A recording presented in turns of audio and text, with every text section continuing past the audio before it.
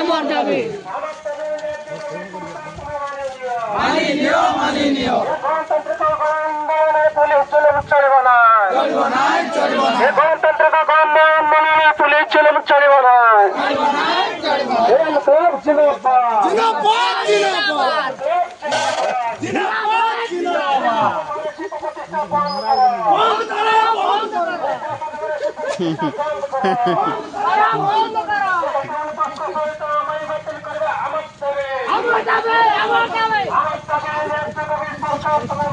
আমার